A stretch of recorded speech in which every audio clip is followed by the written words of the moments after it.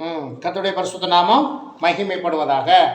ஆகையால் மேகம் போன்ற இத்தனை திரளான சாட்சிகள் நம்மை சூழ்ந்து கொண்டிருக்கிற பாரமான யாவற்றையும் நம்மை சுற்றி நெருங்கி நிற்கிற பாவத்தையும் தள்ளிவிட்டு, இப்போ நம்மை சுற்றி என்ன நிற்கிறாமா? நெருங்கி நிற்கிற பாவத்தை என்ன செய்யணும்?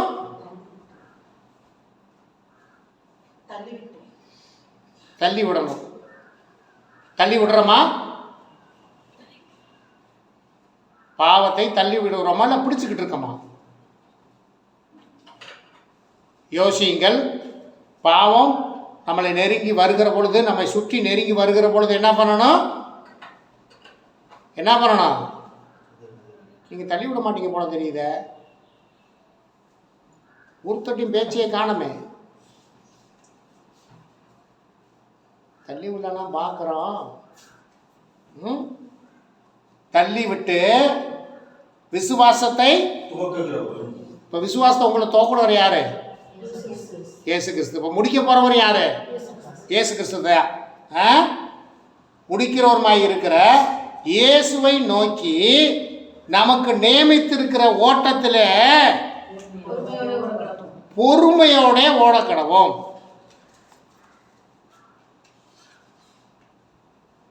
பொறுமை நம்மகிட்ட இருக்கா? இல்லை. பாவிக்குரிய ஓட்டம் என்பது எப்படி இருக்கணுமாமா?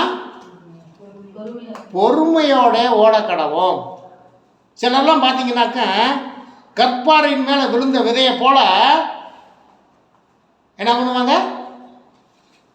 சுவிசேஷம் சொல்லணும் ஏற்றுக்கொள்வாங்க, வந்து ஞானசாரம் கூட எடுத்துக்க மாட்டாங்க, சத்தியத்தை சொல்லணும் கிளம்பிடுவாங்க, நல்லா முளைச்சலாம் வருவாங்க.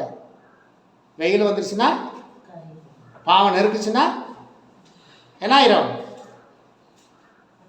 ஆண்டவரை விட்டு ஓடி போயிடுவாங்க. அந்த களை எப்படி, அந்த பயிர் எப்படி வெயில் போட்டவனோடனே காஞ்சி போச்சோ அதை போலவே போயிடுவாங்க. ஆனால் இந்த ஆவிக்குரிய ஓட்டம் என்பது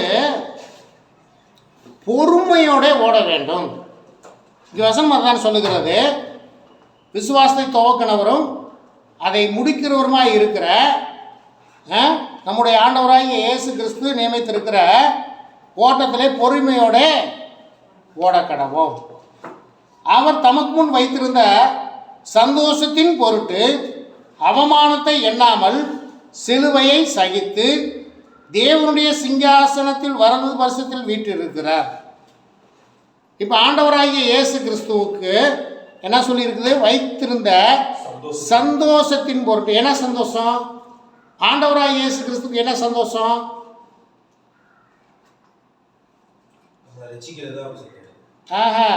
அவமானத்தை எண்ணாமல். என்ன அவமானம் அவருக்கு? அவரை சிலுவையிலே அறைந்தார்கள், காரி துப்பினார்கள், முள்முடி சூட்டினார்கள், சட்டையினால் வாரினால் அடித்தார்கள். எல்லா நிந்தையையும் ஏன் ஏற்றுக்கொண்டார் தெரியுமா? அவருக்கு முன்பாக வைத்திருக்கிற சந்தோஷத்தின் பொருட்டு. தேவனுடைய சிங்காசனத்தின் வலது பரிசத்தில் வீற்றிருக்கிறார். இப்போ அதையெல்லாம் அவர் சகித்ததன் நிமித்தம் அவர் இப்போ மரித்து உயிர்த்தெழுந்து எங்கே இருக்கிறாரு? தேவனுடைய வலது பரிசத்தில் வீற்றிருக்கிறார். ஆகையால் நீங்கள் இளைப்புள்ளவர்களாய் உங்கள் ஆத்துமாக்களை சோர்ந்து போகாதபடி நீங்கள் என்ன செய்யணுமாமா? உங்கள் ஆத்துமாக்கள் உள்ளவர்களாய் உங்கள் ஆத்துமாக்களின் சோர்ந்து போகாதபடிக்கு நமக்கு விரோதமாய் பாவிகளால் செய்யப்பட்ட இவ்விதமான விபரீதங்களை சகித்த அவரையே நினைத்து கொள்ளுங்கள். இப்போ பாருங்க, தம்பி சாலமன் சொன்னார், என்னைய இந்த மாதிரி கேட்கும்போது எப்படி இருக்கு?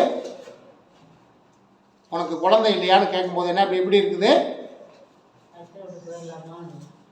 அவமானமா இருக்கு.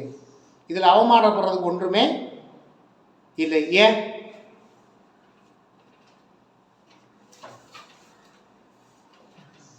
ஏன்னு சொல்லுங்க பார்ப்போம். குழந்தையை கர்த்தர் நமக்கு கொடுக்க வேண்டியது யார்? கர்த்தர் தான் கொடுக்கணும். இது காசு கொடுத்து வாங்குற பொருள் இல்லை. காசு கொடுத்து வாங்கிட்டு இருக்காங்க இன்னைக்கு.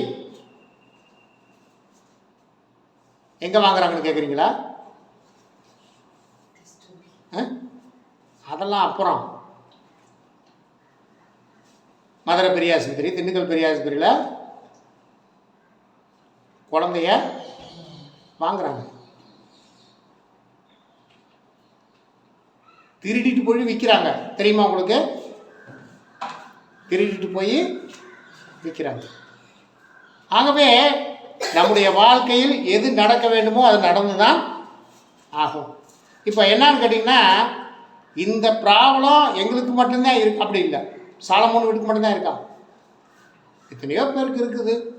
ஆனால் கேட்கிறவர்கள் அடுத்தவர்கள் மனம் புண்படாதபடி சில கேட்க வேண்டிய காரியங்களை கேட்க வேண்டும், பேச வேண்டியதை பேச வேண்டும். சிலர் அதை உணராமல் தேவையில்லாத பேச்சுக்களை பேசி, அப்படியாக பார்த்தீங்கன்னா நம்ம கிறிஸ்துவுக்குள்ளே இருக்கிற நமக்கு இந்த மாதிரி பிரச்சனை, சில அவமானங்கள் வரும். அப்போ என்ன செய்யணும்? நீங்கள் இளைப்புள்ளவர்களாய் உங்கள் ஆத்துமாக்களில் சோர்ந்து போகாத படிக்கு, உங்கள் ஆத்துமாக்கள் நீங்கள் சோர்ந்து போகாத படிக்கு, அப்படி கேட்குறவங்களுக்கு சரியான பதிலை நீங்கள் கொடுக்கணும். எப்படி கொடுக்கணும் தெரியுமா? Shadrach Meshech Abednego, Shadrach Meshach Abednego என்ன சொன்னாங்க தெரியுமா உங்களுக்கு? எரிகிற அக்கனியில் எங்களை கொண்டு போய் போட்டாலும் எங்களை தேவனை தவிர வேற யாரையும் நாங்கள் சேவிக்க மாட்டோம். தேவனைகளை தப்பி வித்தாலும் சரி, தப்பி விற்காட்டும் சரி, நாங்கள் மற்ற தேவர்களை தொழுது கொள்ள மாட்டோம். சரி, இப்போ தம்பி சொல்கிற ஸ்டேட்மெண்ட் பிரகாரம், வாக்குமூலத்தின் பிரகாரம் இயேசு கிறிஸ்துவை விட்டுட்டு போயிட்டா போனதான் வந்துருமா?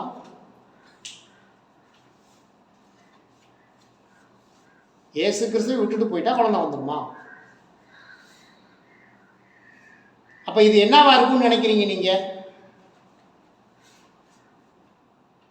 விசுவாசத்தின் பரீட்சை, விசுவாசத்தினுடைய பரீட்சை. அப்போ இதுல இருந்து உடனே ஒரு காரியத்தை தெரிந்து கொள்ள வேண்டியது என்னன்னா, விசுவாசத்தில் நம்ம பலவீனமா இருக்கிறோம்.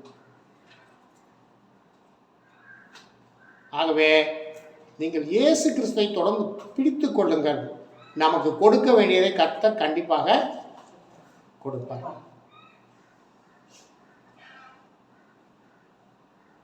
ஆபிரகாமுக்கும் இதே பிரச்சனை தான். அவர் யாராமா? அவருக்கு பேர் என்னமாவா? அவருக்கு பேர் என்னவா?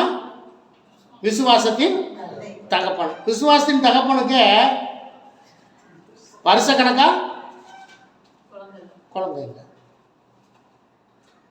ஆனால் ஆண்டவர் என்ன சொல்றாரு? உன் சந்ததி மூலம் இந்த உலகமே நிரப்ப போடும். இந்த சந்ததி மூலம் தான் இந்த உலகம் ஆசீர்வதிக்கப்படும். சரி, அவருக்கு தான் அப்படின்னா ஈசாக்கு எவ்வளோ நாள் குழந்தை இல்லை? 20 வருஷமா குழந்தை இல்லையா ஈசாக்குக்கும்? இதெல்லாம் ஏன் அப்படின்னு உங்களுக்கு தெரியுமா? ஏன் தாமதித்தார் அப்படிங்கிறது உங்களுக்கு தெரியுமா?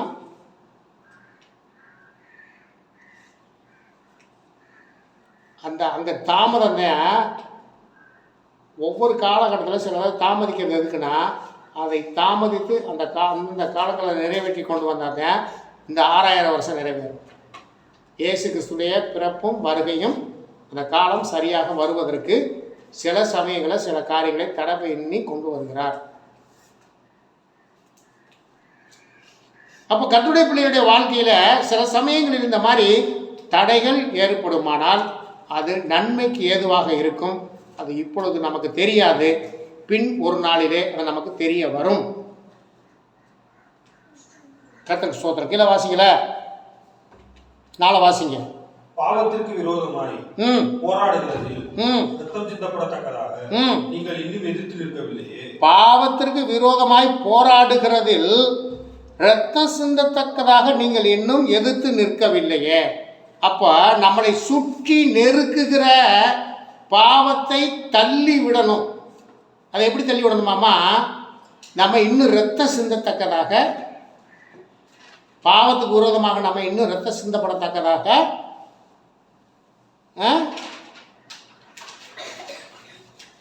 நீங்கள் இன்னும் எதிர்த்து நிற்கல. அப்போ நம்ம இன்னும் ரத்தம் சிந்தப்படத்தக்கதாக நம்ம இன்னும் பாவத்துக்கு எதிர்த்து நம்ம இன்னும் நிற்கல. என் உயிரே போனாலும், இப்போ அங்கே சாத்ராக்கு மேஷாக்கு ஆபத்துனாங்க என்ன சொன்னாங்க? எங்கள் ஜீவனே போனாலும் நாங்கள் அதை செய்ய மாட்டோம். அப்போ ஒரு பாவமான காரியத்தை நாம் செய்வதற்கு நிர்பந்தப்படுத்துகிற பொழுது, என் உயிரே போனாலும் நான் அதை செய்ய மாட்டேன் என்று இரத்தம் சிந்தப்படத்தக்கதாக நம்ம எதிர்த்து, பாவத்துக்கு விரோதமாக எதிர்த்து நிற்கணும் என்று ஆண்டவராய் இயேசு கிறிஸ்து விரும்புகிறார். கீழே வாசிங்கிற, அன்றியும் என் மகனே கர்த்தருடைய சிச்சை அற்பமா என்னாத, அவரால் கரிந்து கொள்ளப்படும் போது சோர்ந்து போகாத. பார்த்தீங்களா? இப்படியே சொல்லிட்டு வந்தோன்னா உடனே சொல்கிறாரு, ஆண்டவர் சொல்கிறாரு, அன்றியும் என் மகனே.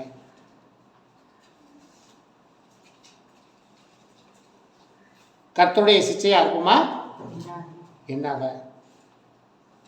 ஏன் கர்த்தருடைய சிச்சை அற்பமா என்னாத சொல்கிறாருன்னா, அவரால் கடிந்து கொள்ளப்படும் போது சோர்ந்தும் போகாத. ஏன் தெரியுமா? கர்த்தருடைய சித்தையா அற்பமா என்னாத, அவரால் கடிந்து கொள்ளப்படும் போது அதைய நீ சோர்ந்தும் போகாத. ஏன் தெரியுமா? அவர் நம்மை நல்வழிப்படுத்துவதற்காக, நம்முடைய வாழ்க்கையை நன்மையான காரியங்களை செய்வதற்காக சிச்சையை சில சமயத்தில் நம்முடைய வாழ்க்கையில் அனுமதிக்கிறார். கீழே வாசிங்க. கர்த்தர் எவனிடத்தில் அன்பு கூறுகிறாரோ அவனை அவர் சிச்சித்து தாம் சேர்த்துக் கொள்ளுகிற எந்த மகனையும் தண்டிக்கிறார் என்று, தாம் சேர்த்துக் கொள்ளுகிற எந்த மகனையும் தண்டிக்கிறார் என்று பிள்ளைகளுக்கு சொல்லுகிறது போல உங்களுக்கு சொல்லி இருக்கிற புத்திமதியை மறந்தீர்கள். கர்த்தருக்கு ஸ்தோத்திரம். 7. நீங்கள் சிச்சையை சகிக்கிறவர்களாய் இருந்தால் தேவன் உங்களை புத்திரராக எண்ணி நடத்துகிறார். தகப்பன் சிச்சியாத புத்திரன் உண்டோ? பார்த்தீங்களா? நீங்கள் சிச்சையை சகிக்கிறவர்களாக இருந்தால் தேவன் உங்களை புத்திரராக எண்ணி நடத்துகிறார். தகப்பன் சிச்சியாத புத்திரர் உண்டோ? தகப்பன் அடிக்காத பிள்ளை இருக்கா? ஒப்பாட அடி வாங்கிறீங்க இப்படின்னு இல்லை இப்படின்னு இப்படிங்கிற அடி வாங்கியிருக்க. எதுக்கு? சேட்டை. உன் அப்பாட்ட நீ அடி வாங்கிட்ட.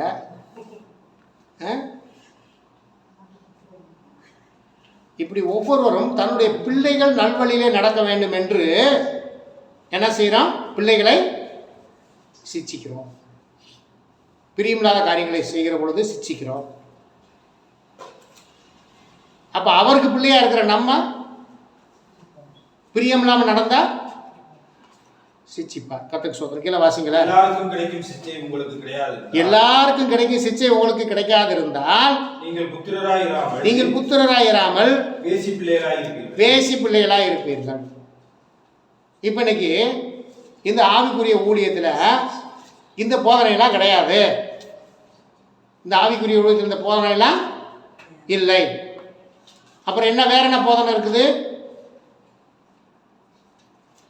உங்களுக்கு ஆசீர்வாதம் ஃபுல்லாகவே செழிப்பின் உபதேசம் தான். இந்த உபதேசம்லாம் ஏசு உங்களை அடிக்க மாட்டார், உங்களை தண்டிக்க மாட்டார், சிச்சை பண்ண மாட்டார், உங்களுக்கு ஆசீர்வாதம் தான். அதனால தான் கிறிஸ்தவ சமுதாயம் என்று சீர்கெட்டு போய் கொண்டு இருக்கிறது. கடந்த வாரத்தில் ஒரு பாடல் புதுசாக ஒருத்தர் பாடியிருக்கிறாரு. அதை கூட உங்களுக்கு நான் ஷேர் பண்ணியிருந்தேன். எத்தனை பேர் பார்த்தீங்கன்னு தெரியல. அவர் இப்படி பாடியிருக்காரு, ஆடாதப்பா ஆடாத பலிபீடத்தில் ஆடாத அப்படின்னு ஒரு பாட்டு. உங்களுக்கு நான் வாட்ஸ்அப்பில் அனுப்பிச்சிருப்பேன், பார்த்துருங்க, பாருங்கள். இப்போ பூரா ஆனால் அந்த வார்த்தை அவர் பலிபீடம்ங்கிற வார்த்தையை அங்கே அவர் யூஸ் பண்ணாமல் இருந்திருக்கணும். பலிபீடம்ங்கிறது இன்றைக்கி இல்லை, பாட்டுக்காக படிச்சிட்டாரு. இப்போ எல்லா பேரும் என்ன பண்ணுறேன், சபையில் ஒரே ஆட்டம், ஒரே பாட்டம், ஒரே குதி கொண்டாட்டம். ஆகவே எல்லாருக்கும் கிடைக்க சிச்சை உங்களுக்கு கிடையாது இருந்தால் நீங்கள் புத்திரராயிராமல் வேசி பிள்ளைகளாய் நீங்கள் உண்மையாக கிறிஸ்துவுக்குள்ளே இருக்கிறீங்கன்னா உங்களை கண்டிப்பாக நீங்கள் செய்கிற தவறுக்கு தக்க சிச்சையை தண்டனையை கர்த்தர் உங்களுக்கு இப்பொழுதே கொடுத்து கொண்டே இருப்பார். ஏன்? நீங்கள் தேவனுடைய ராஜ்யத்தை இழந்து போகக்கூடாது என்பதற்காக சிறு சிறு தவறுகளை செய்யும் பொழுது கர்த்தர் உங்களை இப்பொழுதே தட்டி இப்பொழுதே சரிப்படுத்துகிறார். நம்ம கர்த்தருடைய கரத்தில் எப்படி இருக்கோம் தெரியுமா? குயவன் கையில் இருக்கிற மண்பாண்டத்தை போல இருக்கிறோம். குயவன் நினைக்கிற ஒரு மண்பாண்டம் இந்த ஷேப்பில் வரணும் அப்படின்னு செய்யறதுக்கு அவர் முயற்சி பண்ணி அந்த ஷேப்புக்கு கொண்டு வரும்போது அதை வரலன்னா என்ன பண்ணுவார் தெரியுமா? என்ன பண்ணுவார்? அந்த மண்ணை மறுபடியும் 4 மிதிச்சு மறுபடியும் அவர் நினைத்த மாதிரி அதை வணைந்து கொண்டு வருவார். இதெல்லாம் ஏசாயா தீர்க்கதரிசி புஸ்தகத்தில் எழுதியிருக்கிறது. ஆகவே நாம் கர்த்தருடைய கருத்தில் நம்ம யாரு? நம்ம மண்பாண்டம். எங்கேருந்து எடுத்தாரு? நம்மளை மண்ணிலிருந்து தான் எடுத்தாரு. அப்போ அவர் எண்ணுகிற, அவர் நமக்கு சொல்லி இருக்கிற உத்தமத்தில் அவருடைய வழியில் நீங்கள் நடக்கலைன்னா என்ன பண்ணுவார்? 2 மிதிக்கு தான் செய்வார். ஆனால் நம்ம என்ன சொல்கிறோம்? மிதி வாங்கணும்னா என்ன சொல்கிறோம்? நான் இயேசு கிறிஸ்துடைய பிள்ளை, எனக்கா இப்படி நான் இப்போ இந்த இயேசு கிறிஸ்துவை கும்பிட்டு என்ன பண்ணுறது? ஒரு செஞ்சு தப்பதை உடம்பு ஒத்துக்கிறது இல்லை. அதை முதல்ல சிந்திக்கிறது இல்லை. ஏன் இதை கொண்டு வந்தார், எனக்கு என்னுடைய வாழ்க்கையில் கொண்டு வந்தார்னு சிந்திக்கிறது இல்லை. அதை விட்டுறது. இயேசு கிறிஸ்துவை நான் கும்பிட்றதுனால தான் எனக்கு. ஏன் விட்டுட்டு வேணா போய் பாருவேன். சாலமன் சொன்னது போல எத்தனை வர? 1 இல்லை 7. ஏன் அந்த 7ன்னு சொல்லுவது தெரியுமா? வேதத்தின் பிரகாரம் 7 தான் பரிபூர்ணமா. 1 இருந்தாவே தாங்காது. 7 வந்துருச்சுனாங்க அப்போ ஒரு நாளைக்கு 1 போல இருக்கு. ஆகவே கர்த்தருடைய பிள்ளைகளே, நீங்கள் கர்த்தருடைய சிச்சையை அற்பமாக என்னாதீங்க. கர்த்தர் நம்முடைய வாழ்க்கையில ஒரு காரியத்தை செய்யவில்லை என்றால் அதை பொறுமையோடு நீங்கள் காத்திருங்க. எல்லாமே ஒரு நன்மைக்காக இருக்கும். அதை உங்களுக்கு கொஞ்சம் விளக்குற மாதிரி சொல்லணும் அப்படின்னா,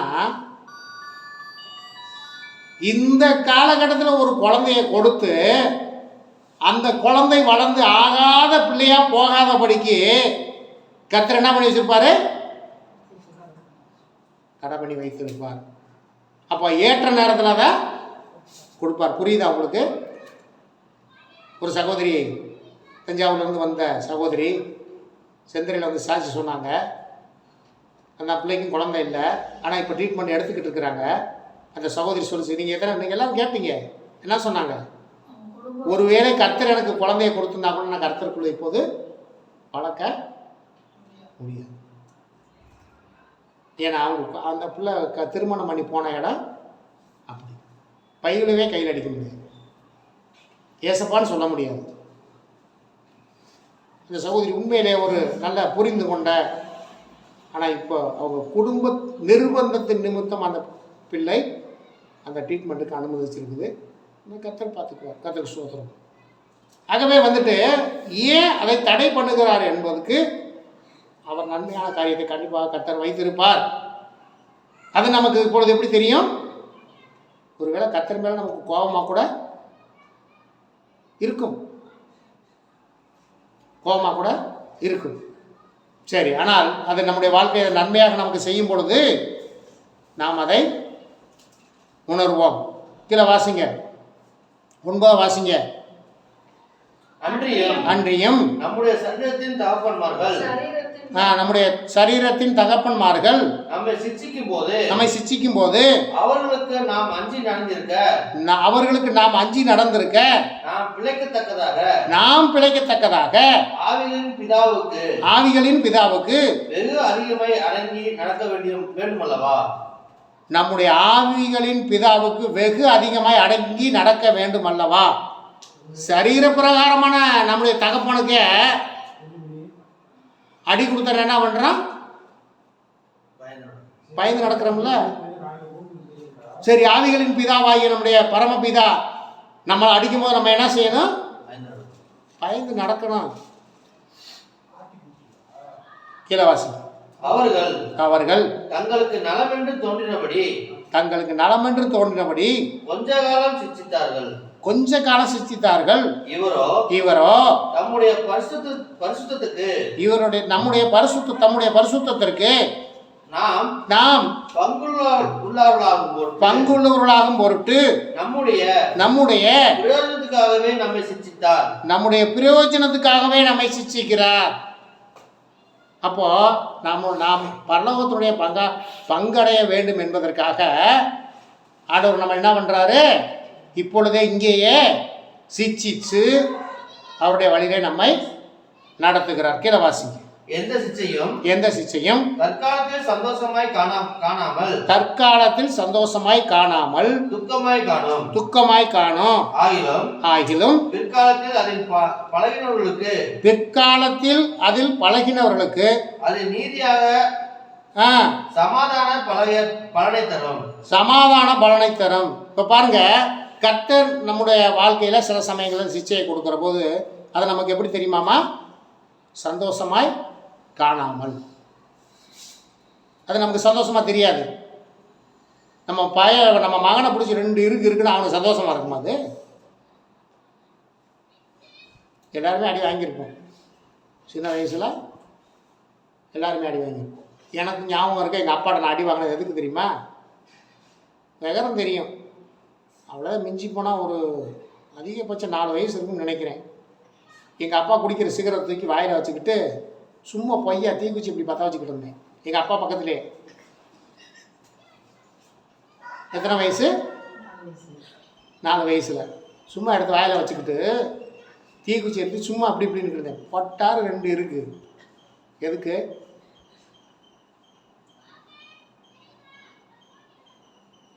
உனக்கு இப்போ சிகரெட்டு கேட்குது அப்படின்னு சொல்லி 4 வயசில் 2. எனக்கு எங்கள் அப்பாட்ட நான் கடைசியாக அடி வாங்கினது அதுதான். அப்புறம் ஒரு தடவை அடி வாங்கினேன். அது ஒரு 15 வயசு இருக்கும். எதுக்கு அடி வாங்கினேன்னா, எங்கள் பெரியண்ணே வீட்டுக்காரம்மாவை கம்பியில் இந்த கரண்டியில் லேசாக சுட்டுவிட்டேன். விளையாட்டுக்கு சுடலை, ஆனால் எங்கள் அண்ணன் சம்சாரம் போட்டு கொடுத்தாங்க எங்கள் அப்பாட்ட. இந்த மாதிரி அம்முழு வந்து என்னைய கரண்டியில் சுட்டு பிடிச்சி சொல்லி எங்கள் அப்பா கரண்டியை காய வச்சு என்னைய சுடுதா உனக்கு சுடுதான்னு அடித்தார். அது வேணுக்குன்னு அடிக்கலை, ஒரு இருந்தாலும் அதுதான் கடைசியாக எங்கள் அப்பாட்ட வாங்கினா அடி.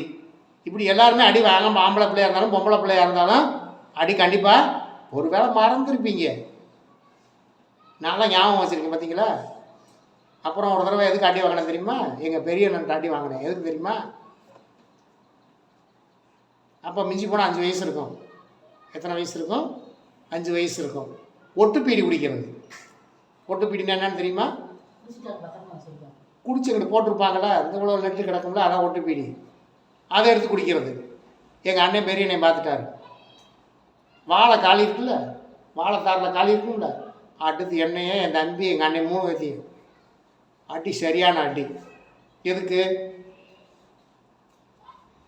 அது ஒரு தவறான பழக்கம்.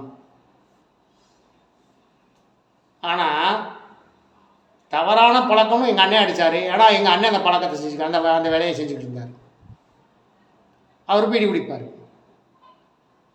அப்போ பீடி குடிக்கிறவர் குடிக்கக்கூடாதுன்னு சொல்லி அடித்தார். அப்போ நம்ம ஆண்டவர் எப்படிப்பட்டவர்?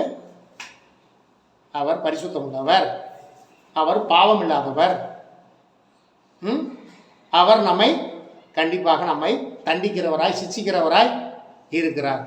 ஆகவே பிரியமானவர்களே, நீங்கள் என்ன செய்யணும் அப்படின்னு கேட்டிங்கன்னா, எல்லாருடைய வாழ்க்கையிலும் ஒரு சில சம்பவங்கள் நமக்கு கசப்பு உண்டு பண்ணுகிறதாக இருக்கும்.